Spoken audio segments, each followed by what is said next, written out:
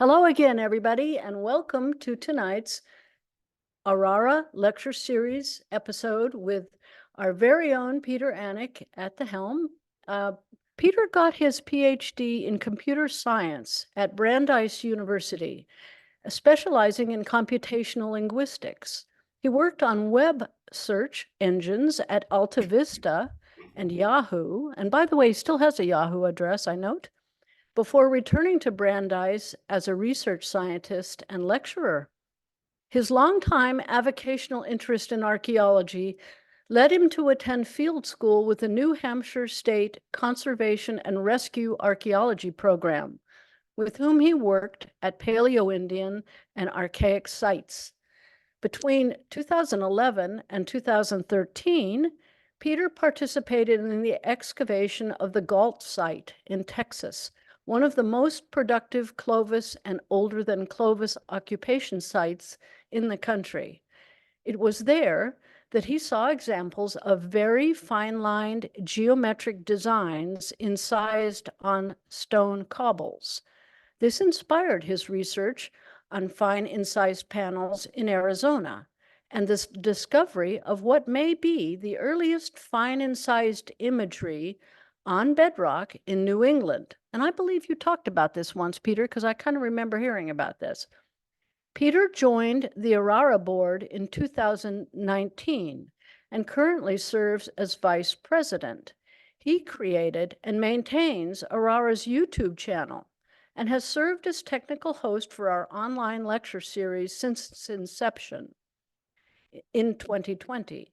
Tonight, Peter switches roles and will speak on one of his favorite topics, and by the way, one of mine as well, the Paleolithic rock art of Western Europe. Take it away, Peter. So hi, thank you again, Anne, for that introduction. So the last ice age lasted about 100,000 years, from around 115,000 to 11,000 years ago. And for a good portion of that time, Western Europe was occupied by Neanderthals. Anatomically modern humans began arriving around 50,000 years ago. And this marked the beginning of what is known as the Upper Paleolithic. It was during this time that Neanderthals went extinct, and many of the signs that we associate with behavioral modernity show up in the archaeological record. These include complex toolkits, body decoration, burial practices, and art. Needless to say, this is a fascinating period of human prehistory and a very active area of research. Now, there are hundreds of Paleolithic rock art sites throughout Europe, but for this talk, I'm going to focus on a region relatively unknown compared to the famous sites in southern France and in northern Spain. But as we will see, Mediterranean Spain is becoming increasingly important for our understanding of the dynamics of the European Paleolithic. In part, this is because even during the coldest periods, the Mediterranean climate remained relatively mild, making Spain a reliable refuge for both Neanderthals and modern humans.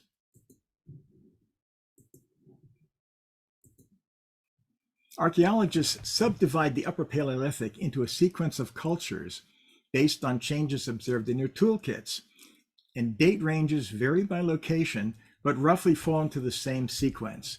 Aurignacian from about 44,000 to 25,000 years ago, Gravettian from 30 to 20,000 years ago, Solutrean between 25 and 17,000 years ago, and Magdalenian from 17 to 11,000 years ago.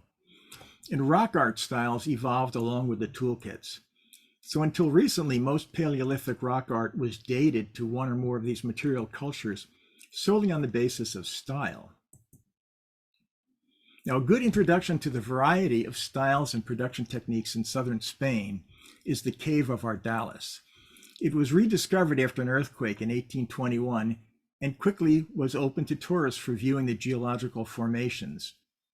100 years later, the famous prehistorian Henri Bruy recognized the presence of prehistoric art. He documented some of the figures, but it wasn't until the 1990s that a full inventory of the art was undertaken. The cave remains accessible to the public in small guided tours of no more than 15 people a day.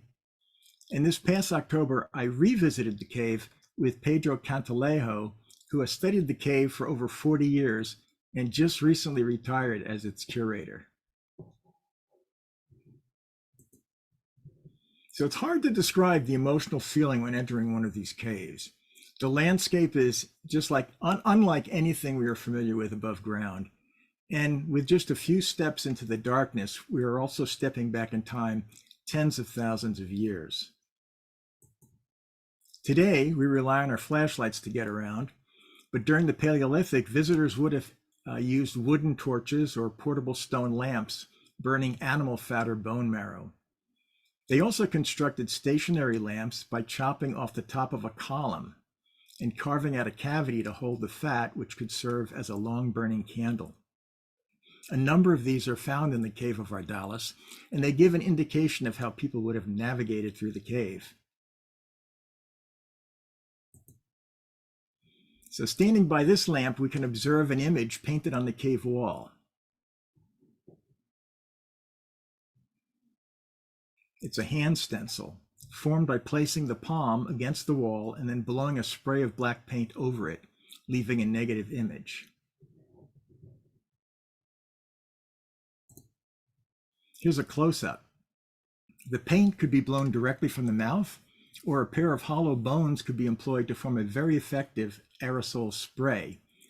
You'll notice that the index and pinky fingers appear as shorter stumps.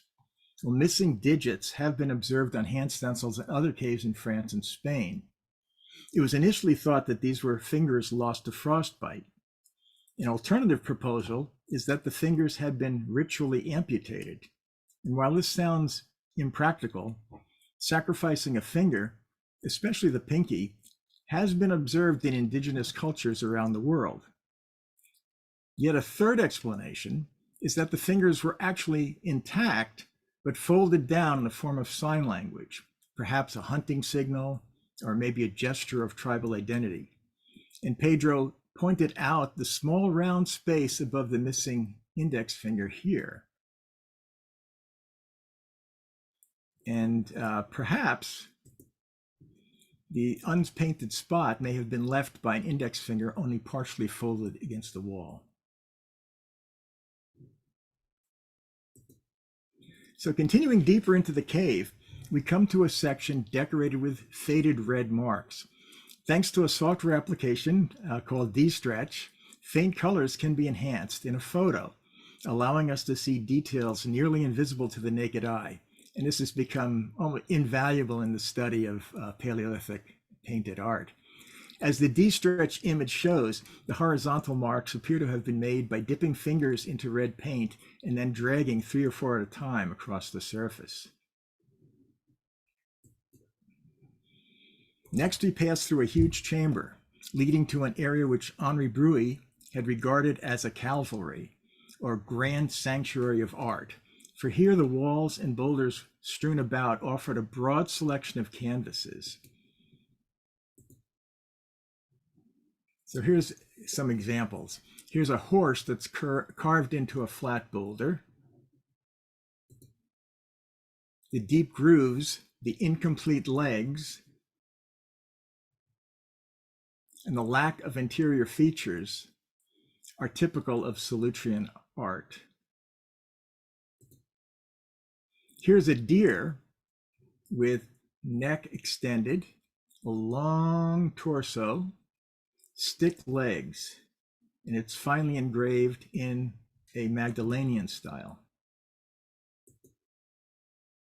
On another boulder is a large fish. This is deeply carved in the Solutrean manner.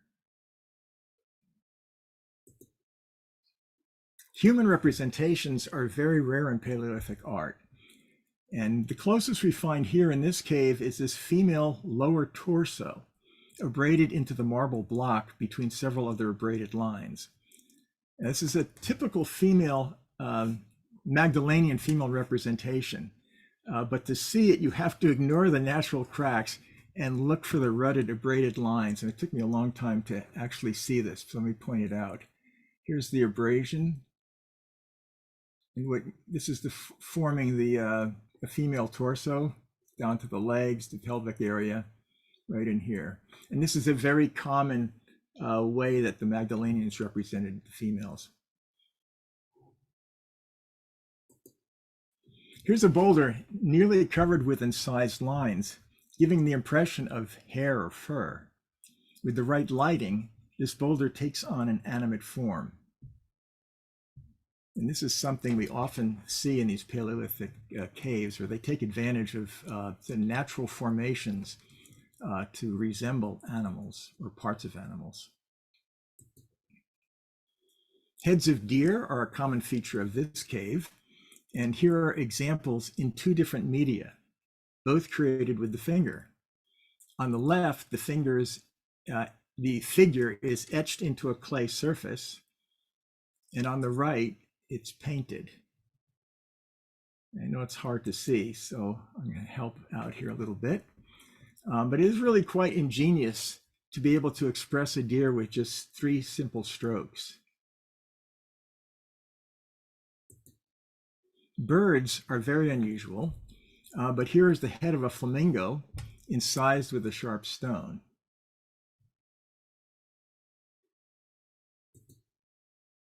Here is a boulder covered with serpentine lines. Perhaps we have a serpent itself here, or maybe this is representing a river. This painted animal is, again, hard to see, but the long curved horn, we'll look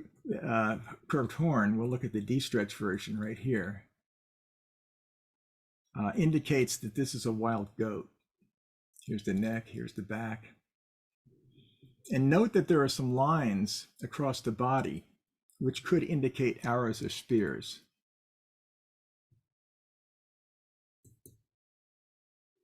Here's a pair of finely incised horse heads.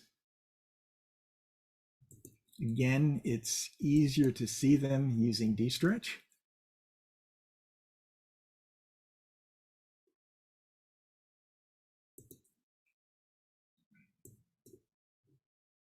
And this one is a really unique figure. We have this large rounded boulder. My son is pointing at a small dab of red paint here. And there are some bold, dark lines just to the right. But the image of interest is actually above, straddling much of the curved surface up here.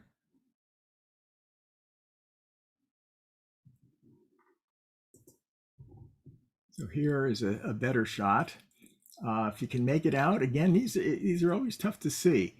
This is a mother deer. It has a very long body, which goes around the bend in the rock. It has an equally long neck, all the way up to here. Here's the head. And it's painted with a dark gray paste made of soil mixed with pine resin. And if you look carefully to the left, there is a small maroon figure here. This is a young fawn pecking at the mother's neck in preparation for nursing. And if you still have trouble seeing it, here's a diagram.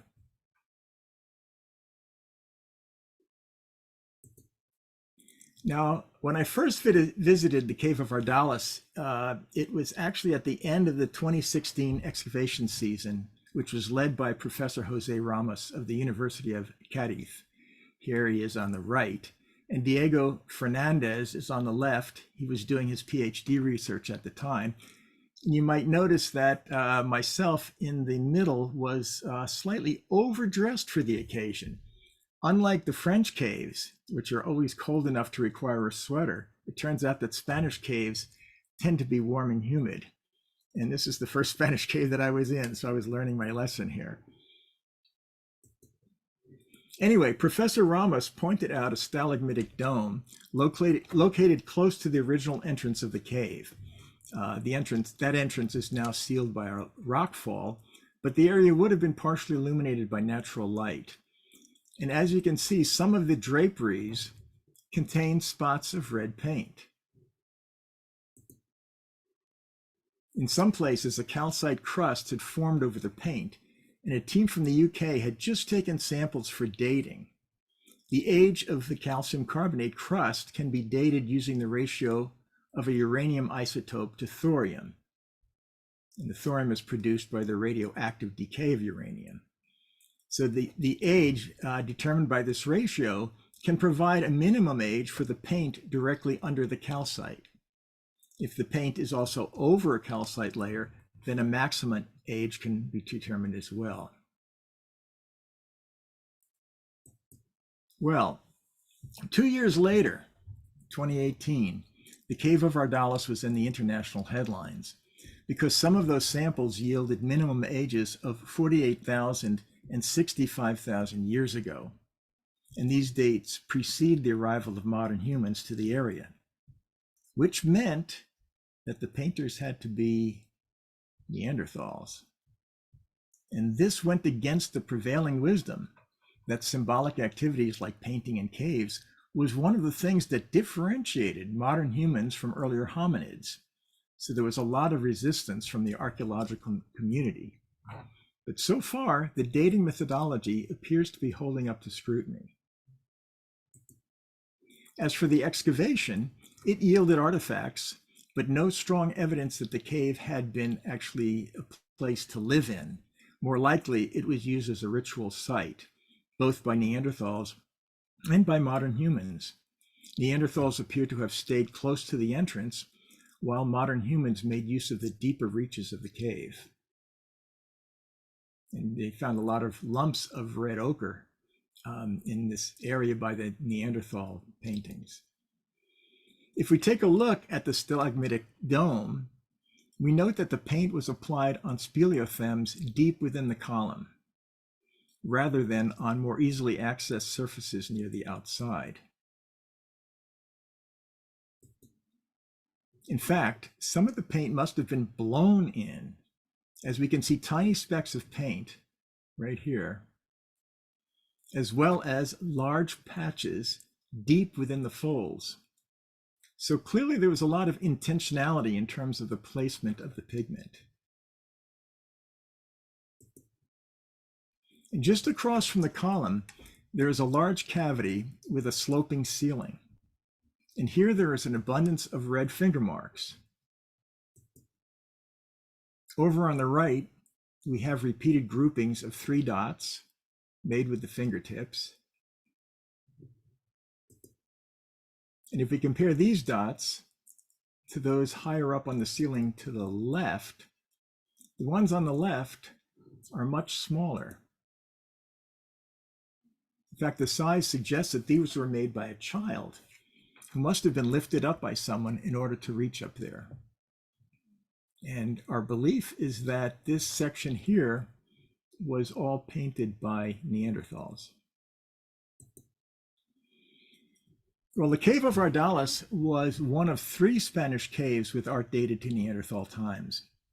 The earliest date, 67,000 years ago, was obtained in the Cave of Maltravieso in Cáceres, which was some 400 kilometers to the north.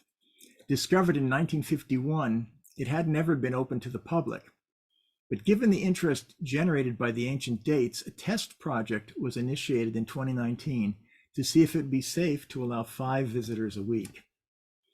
In October of 2019, just months before the pandemic shut everything down, I was fortunate to be one of those visitors. And as you can see, in order to minimize the possibility of contaminating the cave, we had to dress in protective suits, and before entering, also cover our shoes and our heads. The cave is one of a small number in France and Spain, which contain predominantly handprints. In this cave, it had about 60. Most are negatives, like the one we saw earlier in our Ardales cave. However, here they're mostly outlined in red, which makes them very difficult to identify in the brownish red walls. Our eyes were simply not used to looking for the absence of something. We really had to look for red lines separating fingers to detect the negatives. And thank goodness our guides were there to point them out. In this particular picture, we have a handprint here. And again, you can kind of look for the red between the fingers as a way to identify it. Now, as it turned out, we were very happy to be wearing the protective suits over our clothes because in order to reach the oldest dated handprint, we had to crawl into a niche under a calcite drapery and then lie on our backs and look up at the back of the drapes. And this is what we saw. I'll give you a moment to try to find the handprints yourself. And again, without the guides, I don't know if we would have found them. With these threads, it's a little easier. So there are 3 here. The 67,000-year-old dated hand is the one that's facing downwards in the center over here. And you'll notice that all 3 appear to be missing the pinky finger.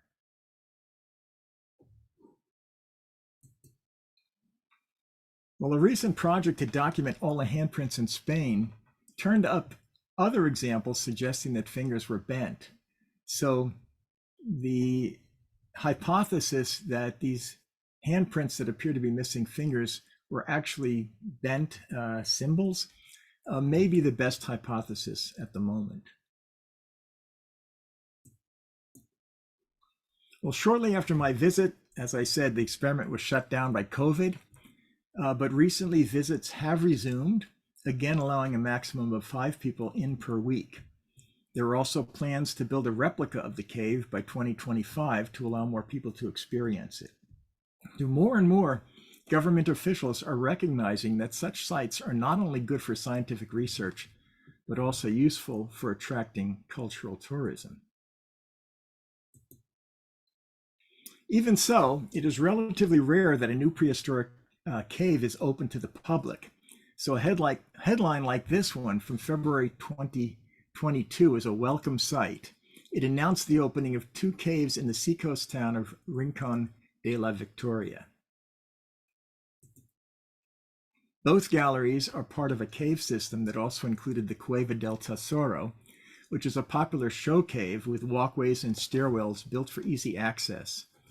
The new sections, on the other hand, require agility to get around and are not for the claustrophobic. But one of the rewards is a view of this ceiling. It's full of cracks, but if you look carefully, you might find a single deer right here. So 28,000 years ago, somebody saw the outline of a deer formed by the cracks and added paint to accentuate the outline. Our guide was Pedro Cantalejo's son, also named Pedro Cantaleo, and he lit up a replica of a prehistoric shell lamp to show how the chamber would have looked with Ice Age illumination. It was amazing how much light was generated by such a small candle, and the effect on the image was magical. Elsewhere along the passages of the cave are red finger marks, and until recently, these would have all been assumed to date to the Upper Paleolithic, made by modern humans.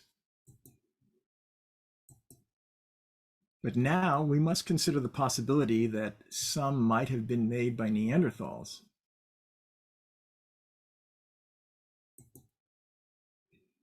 Rounding one corner of the cave, we came to a series of flowing lines.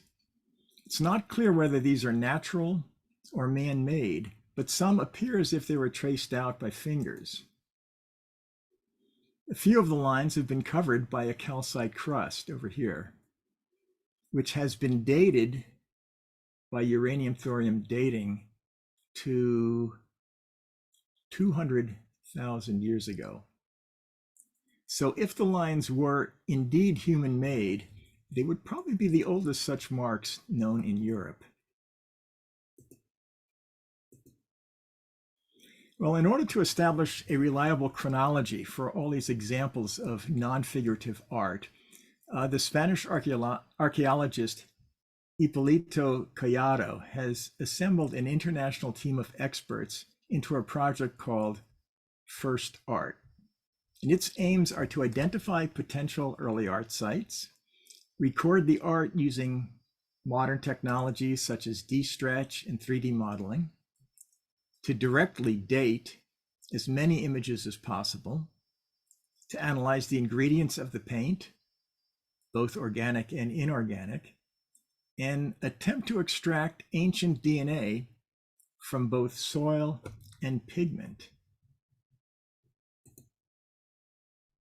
In one of the caves that caught the attention of the first art group was the Cueva del Toro, or Cave of the Bull.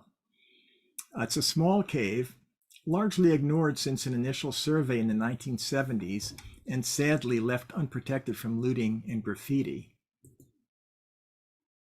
Diego Fernandez, whom we met earlier at the Cave of Ardales excavation, is now leading the effort to study the cave. This is the main panel. The red lines had been interpreted as outlining a bull. This might be the back, a horn, maybe another horn, and this might be the back leg and the stomach. Possibly, but Diego notes that horns were rarely drawn this way in Paleolithic art, and we may actually be looking at a collection of abstract signs. Today, the red marks are obscured by modern graffiti, but what Diego finds most intriguing is in a tiny cavity behind the panel. So where these legs are hanging out, there is a narrow tunnel back here. It's too tight to go in much further, but it appears as if it leads to another chamber. And on the ceiling of the tunnel is a group of air-blown red spots. These spots had gone unreported during the survey in the 1970s. At that time, the focus of Paleolithic art research was on animal figures, and abstract red marks like this were often just regarded as noise. And here's a close-up of a couple of the dots using D-stretch. So samples of the pigment were extracted here. And since the paint was sprayed from the mouth, there is a possibility that DNA may be retrievable from the paint itself, which would be pretty exciting, as it could directly identify the species, either Neanderthal or modern human, also an approximate date, and even the sex of the person who blew the paint. However, success is far from guaranteed. This is very cutting-edge technology, and it really depends upon the quality of any surviving DNA.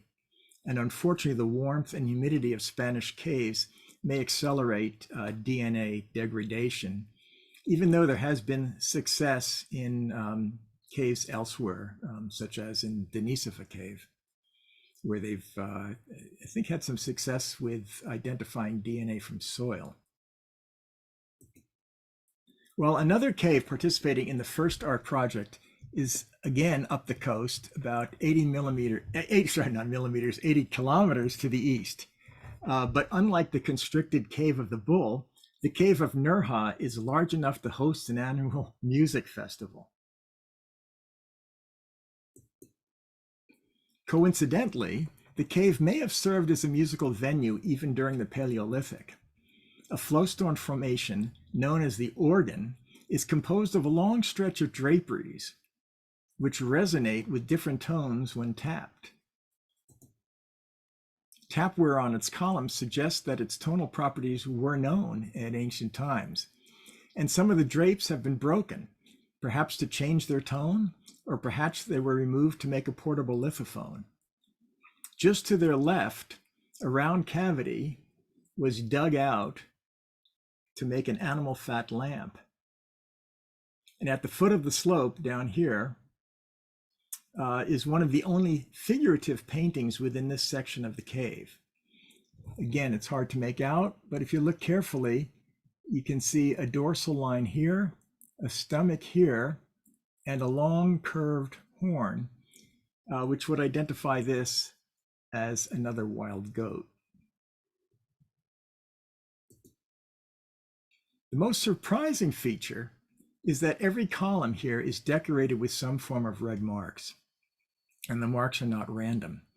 They seem to be elements of a fixed symbolic vocabulary. There are, for example, these pairs of dots, these double dots. There are separated single dots. There are horizontal lines. There are vertical lines. There's a kind of a semicircle. Lots of horizontal lines. Turns out it comprises a vocabulary of, on the order of maybe 14 or so signs. And these are elements which appear elsewhere within the cave complex, as well as within other caves. For example, this double dot sign marks a spot just above a subterranean cavity in a whole nother part of the cave. And this was a spot that was used as a shell midden during the Magdalenian. Sometimes dots appear in the most unlikely places. For example, this is from another cave called the Cave of Malalmuerzo. And you have to kind of crawl through some very narrow passages. And then you've got this little niche here.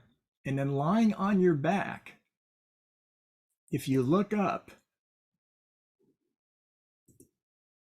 you see this figure, this group of dots arranged in what we would call a 6 pattern.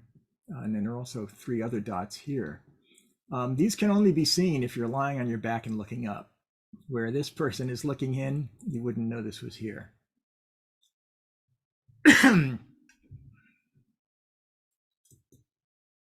Well, so far, all of our examples of Ice Age art have been in caves. And for a long time, researchers wondered whether Paleolithic art was ever created outside of caves. Well, in the 1970s and 80s, a few isolated open-air carvings were recorded. And then in the 1990s, the discovery of large concentrations in the Douro Basin along the Portugal-Spain border made it clear that art was probably widespread throughout the landscape. And last year, my son and I hiked into the Piedras Blancas mountains in search of a carved horse that had been discovered in 1987. And it turned out it was a bit like finding a needle in a haystack, but we finally did locate it on an orange block nicely illuminated by angled sunlight. And after seeing so much art by flashlight deep within caves, it seems strangely out of place here, right out in the open, 1,500 meters above sea level.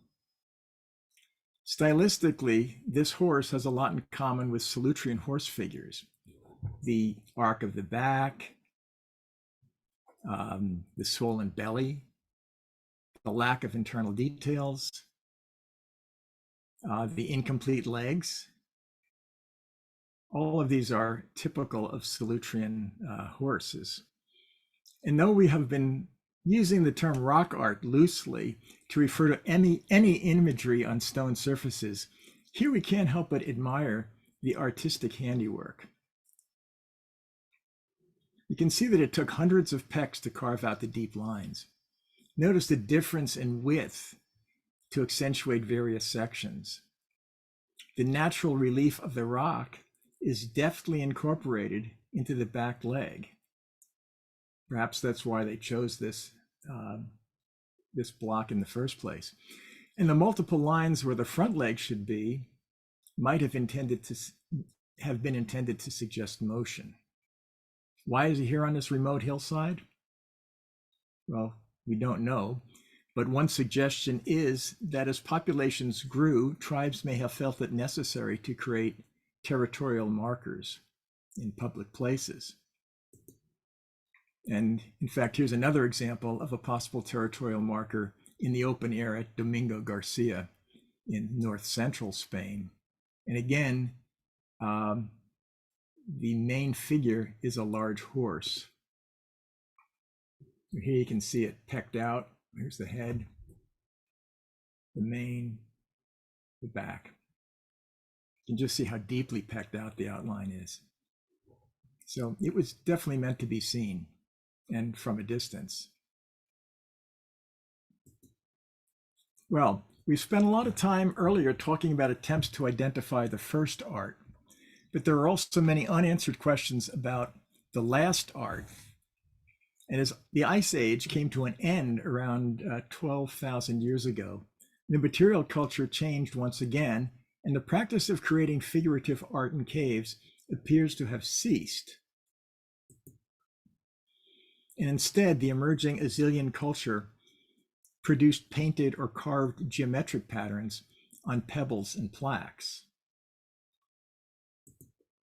However, over the past couple of decades, plaques containing stylistically distinctive drawings of animals filled with internal striations were found in archaeological contexts, such as at Koa Valley, and these dated to the same time period, this sort of near the end of the Ice Age. So this demonstrated that a figurative tradition had indeed continued after the Ice Age. The dated portable art also made possible the stylistic dating of some open-air parietal rock art. And one such open-air site was the Melia rock shelter, discovered in the year 2000. And when I was planning a trip to Spain in 2017, I learned that the site had just been opened to the public, thanks to the construction of a footbridge, which made safe access finally possible. So I contacted the town hall and arranged a visit. And when I arrived at the town hall, I learned that our guide would be the vice mayor, and our party would also include a translator who had been hired to create signage for the new trail. Now, along the way to the canyon, the vice mayor would periodically have us wait while he surveyed the way ahead, talking on his cell phone. Eventually, we descended into the canyon, which had been enclosed in a protective metal case. Inside, there was no obviously detectable art on the cliff wall. So I asked, well, where are the petroglyphs? Well, they turned to me in surprise, and they said, we've never been here before. You're the expert. You're supposed to show us. Well, I hadn't been expecting that. But I patiently inspected the wall, getting more and more nervous as I failed to find any trace of rock art. Stepping back to think, I noticed a stepladder stowed in a niche underneath. And this gave me an idea, and I resumed my search from the top of the stepladder. At last, a faintly incised animal came into view. It was filled with striations, similar to the incised plaques from the Koa Museum.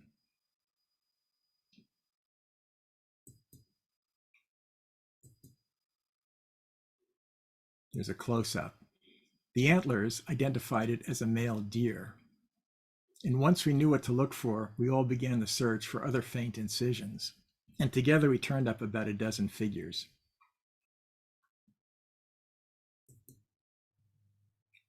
Here's a goat. And again, it's very faint against the uneven background, but remarkably well preserved if you get up very close to it. And it's in that same striated style. The animal faces and their bodies look very similar. You really can only tell them apart by looking at the, what they've got on the top of their heads, whether it's horns or antlers and such.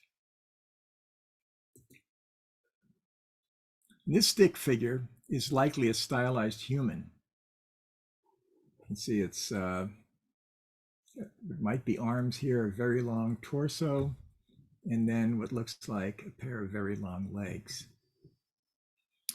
So apparently this is what we looked like at the end of the Ice Age. And with that, conclude our short virtual tour of Spanish Paleolithic rock art.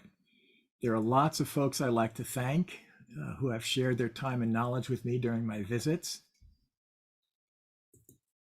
And if you'd like to do some cultural tourism in Spain, I suggest that you check out the information and itineraries at the Prehistoric Rock Art Trails website, because what I showed is just a fraction of what the region has to offer, and new discoveries are being made all the time.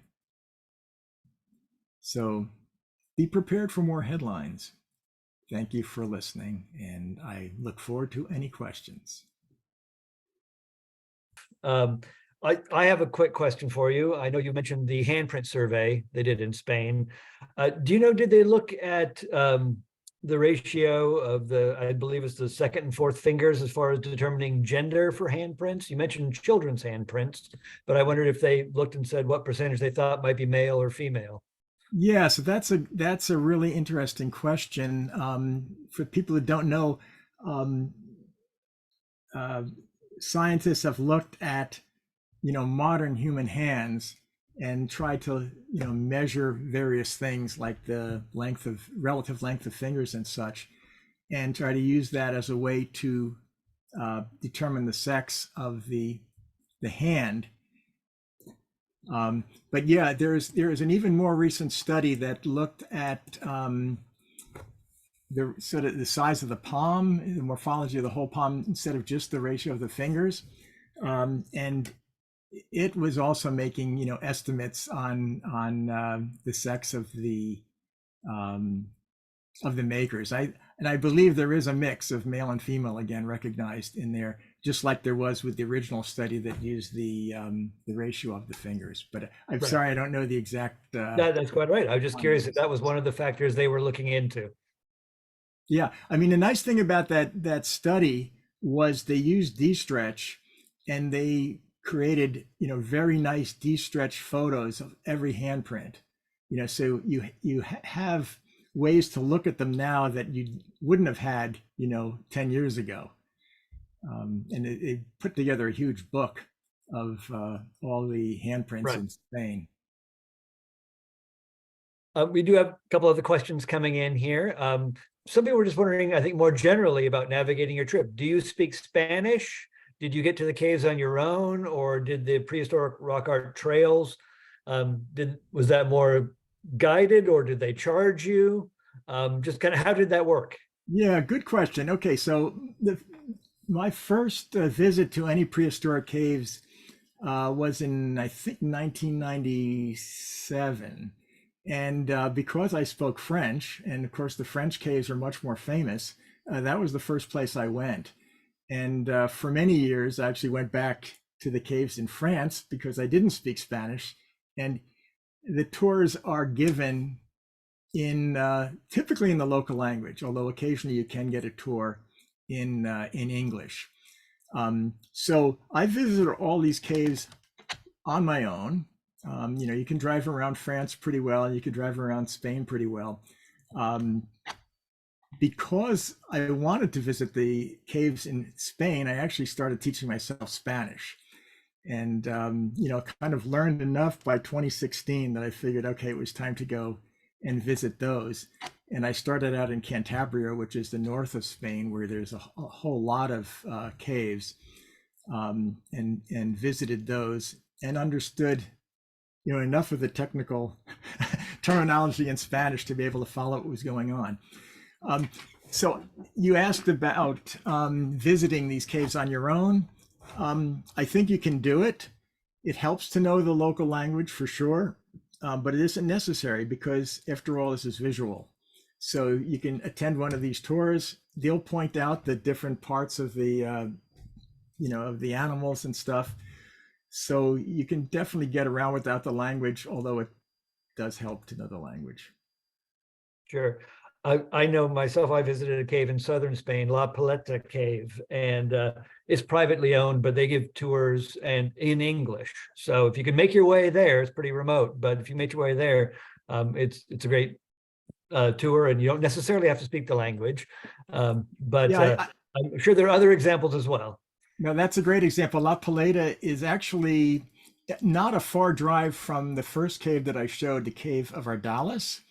And it's something you could do both of them in the same day, one in the morning and one in the afternoon. And in fact, the first time I went to visit the Cave of Ardales, I did go to see the La Paleta Cave in the afternoon. And the art in there is also fantastic. They are in the process of finally kind of going through, reviewing it and documenting it. And so I don't have the results from that yet, which is why I didn't include that in this presentation, but it's an amazing cave. They do offer tours in English. And when we finished up the tour, when I first went, we noticed that there was another tour about to start and they had room. And I just turned around and went right back in for another tour. Sounds great. Someone was asking about the Ardales tour or Ardales cave. Says it looks very black and sooty dust, really dark. What is that soot? Is it just the soil? Is it soot from burning things in there? No, it's not soot. I mean, that's sort of the, these are mostly limestone caves. And so you get various, minerals and such that precipitate through the soil, come out the limestone and will cover the formations. So you'll get manganese, for example, which is dark, right? That'll give you a black coloring. As far as soot goes, sometimes there is soot found. So, for example, in the cave of Nerja, there's actually a huge, a deep collection of soot in one area where they must have had fires for a long period of time. But normally you wouldn't see soot in these caves because there's no place for the smoke to escape. So unless you had a really high ceiling, they probably wouldn't be burning wood in these caves, and they would be using these animal fat or bone marrow lamps, which basically don't produce smoke, and they have very good illumination, surprisingly good illumination. So yeah, typically it's not soot when you see darkness in caves. Someone's asking if you had any recommendations of recent books or even older books or other information about the caves and open areas where the art can be found. Do you have any recommendations? Well, I should go into my next room and pull out some books. As long as they're right next door, I'll just show you a couple of my favorites. So one of them is this one. Oh, maybe I can't show. Yeah, here we go. This is cave art. So this is by Jean Claude, and it's just beautiful illustrations and such. If I could show them. Well, I can't show them. Another book that I really like is it's called Stepping Stones. So I can get this one to show up. Not so well. Your caves are causing problems. There you go. There it is. That's better. So Stepping Stones, and this one's a beautifully written book, which gives you all of the impressions of somebody as they're going through the cave. So it's not really documenting the art in terms of pictures. It's documenting it in terms of sort of people's feelings, and emotions going through the cave, and gives you a lot of background in terms of the various stages of art. So that I really recommend that. That's by Christine Des-Hugon. But yeah, there are a lot of great books out there. Not as many in English on the caves of Spain as they are in France, unfortunately. Yeah, they're certainly less well known, I think, to English-speaking audiences. Yeah. I was fascinated by the open air sites, and I was especially considering how exposed they are. They're not underneath an overhang or anything like that. Are those really the only examples you know of in Spain, or are there significantly more examples that you just didn't talk about? Well, yeah, so I was mostly focusing on that particular part of Spain, right, sort of the Mediterranean side. But there are other examples. Probably the most famous example is in the Coa Valley, which is up on the in the Douro Basin at the Portuguese-Spanish border. And across the border in Spain, there's another site called Ciega Verde, which also has hundreds of open air images. So if you want to see open air art, those are the places to go. There's also a spot sort of in more central Spain called Domingo Garcia. I showed that one horse carving from there, but there's actually a whole collection of Paleolithic art and Epipaleolithic art at that site. So they're finding more and more examples, every year, now that we're aware that they did art in the open air and that it can survive. There's a lot of reconnaissance going on to try to find more examples. Mhm. And again, I found it very interesting with the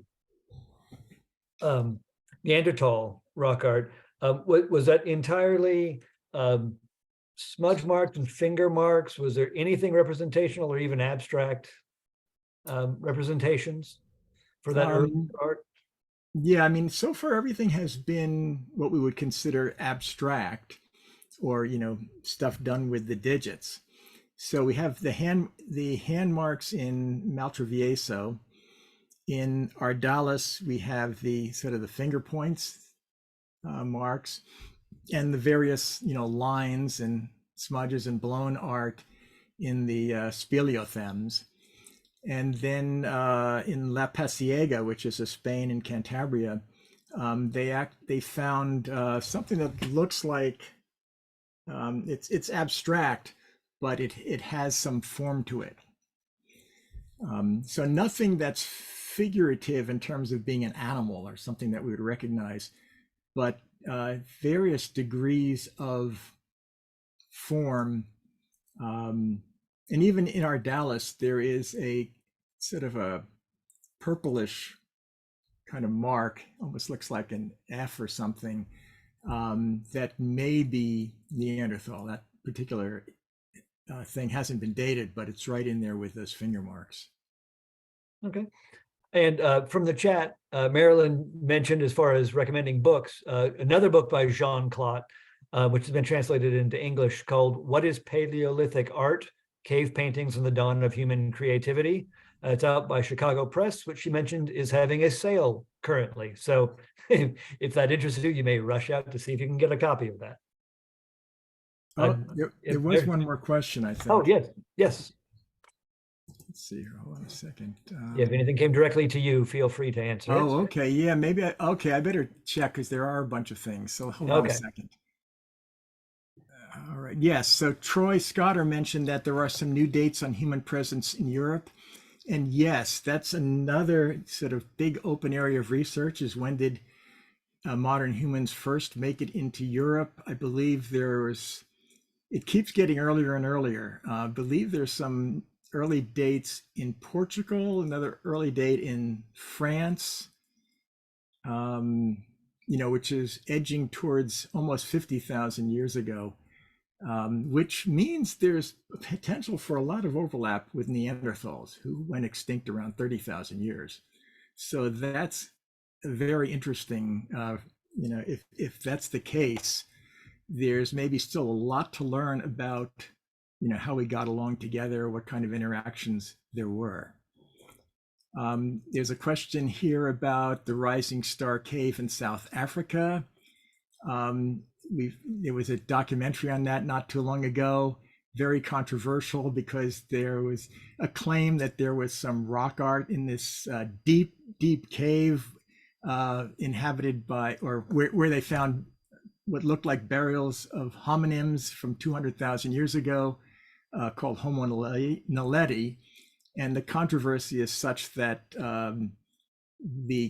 what they were claiming was art, the grooves in stone, might have been a natural geological formation. So they might have jumped the gun on making claims about art down there, but it's possible. It's not, it hasn't been proved, but it hasn't been disproved either. Let's see. Here's a question. Given the remote areas of some cave paintings, how spirited were attempts to discover them? Yes. Okay. All right. So yeah, a lot of these caves were originally discovered by speleologists, cave explorers, and sometimes it would take really crawling through some difficult terrain in order to get to the painting. And some of the caves, they have since actually dug out deeper so that people could get into them easier. That cave, Malalmuerzo, that I showed the set of dots in the ceiling that looked like a 6, that cave has some very, very tight tunnels in it that you can only get through by basically crawling on your belly. And so, yeah, in order to discover that art, that's what people had to do, was to basically crawl in order to find that rock art. And so cavers are responsible for finding a lot of the rock art that we know of. Okay, prehistoric. There's a request to re-show the web address for prehistoric rock art trails, but if you just look up a search for prehistoric rock art trails, you will find it. And the website just keeps getting better and better. They give you various itineraries. They really catalog a lot of the rock art.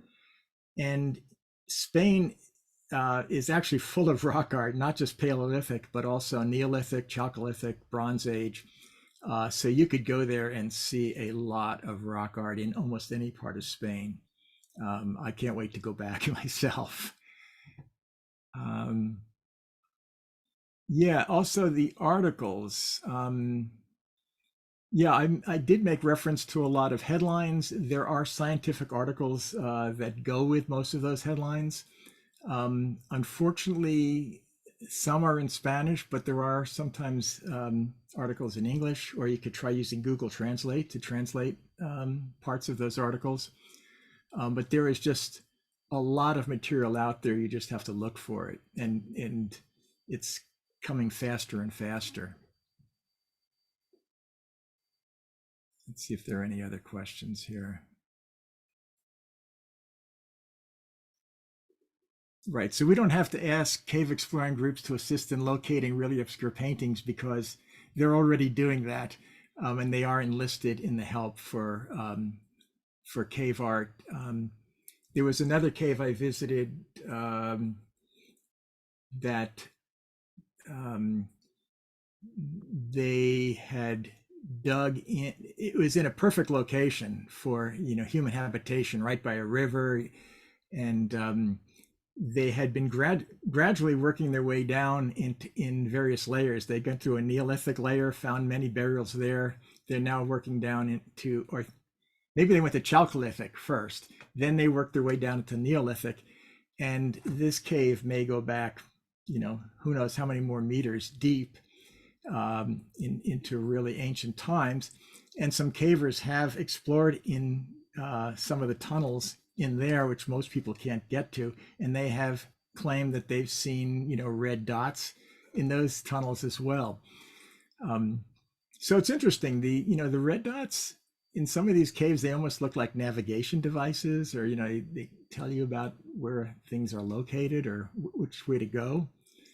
And in fact, someone asked about my background cave picture, and that is in the cave of Malalmuerzo. So that's the cave I was just talking to you about, that you have to climb through some really narrow tunnels in order to get to the rock art. Okay, Neolithic art has been dated. Sorry, not Neolithic. Neanderthal art has been dated, ? Yes, so that is what the big news was in 2018. An article that appeared in Science used uranium thorium dating on the calcite crusts to find these minimum dates for the paint under those crusts. And given that we found dates of 48,000, 67,000, and I'm hearing rumors of 90,000 now, that goes back to Neanderthal times. So that's why people are now looking or thinking about Neanderthals having created some of these marks, not just modern humans.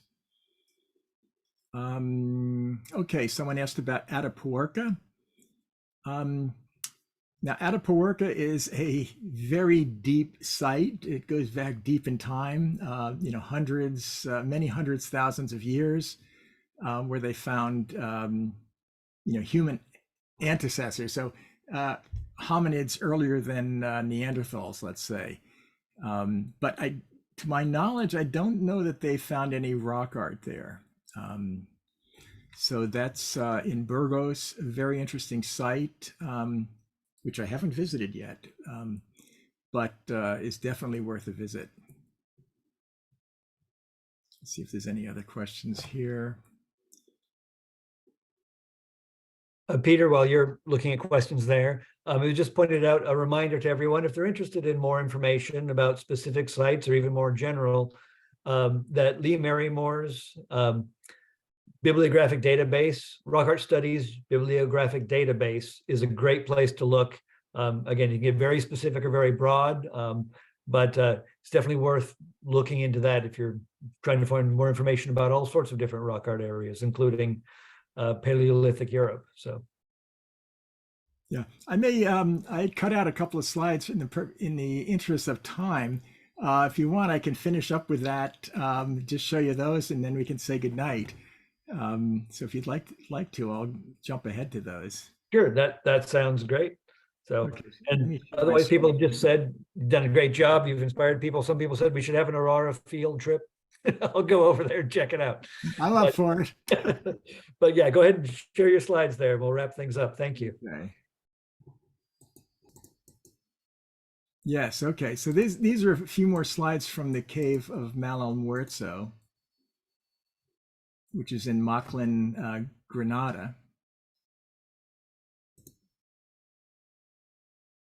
And this is one of those where you really had to crawl in order to get to it. Interestingly enough, this was a cave where looters had actually dug in there.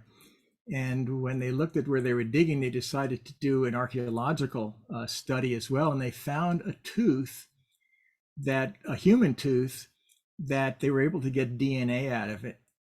And they found that it dated to the Solutrean. And it gave them a Solutrean genome, which allowed them to determine sort of the relationship of the Solutreans to, the Gravettians before them and the Magdalenians after them. So it really contributed a lot to our understanding of the populations in Western Europe. But here you can see right above this place, right here, this is in D-stretch, a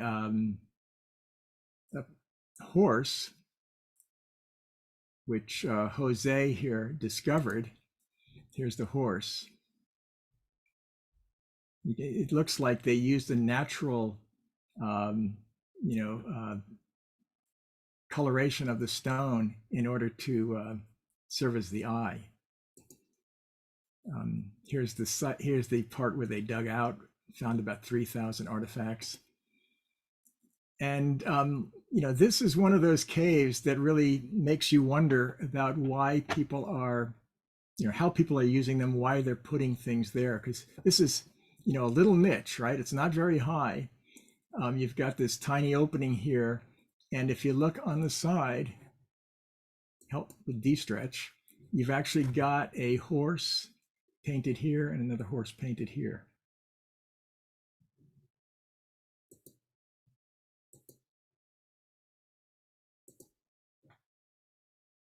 Here are some dots. We talked about how dots seem to kind of give you directions or tell you where to go.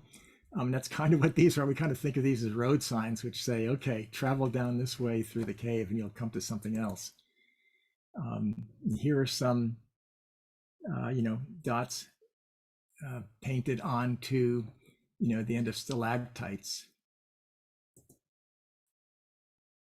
Okay, and this is from another cave.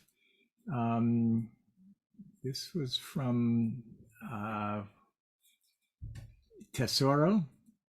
And this, again, if you remember, we saw this horn as indicating a wild goat. These, we don't know what these are. These look like signs of some sort. Henri Bruy thought this might be a rabbit, but it could also be an abstract sign. And so I think this would be a good place to end. Thanks for all your interest. It is really fascinating. I probably could go on for days with this, but we'll have to stop for now. So thanks a lot for listening. Thank you, Peter. Great presentation.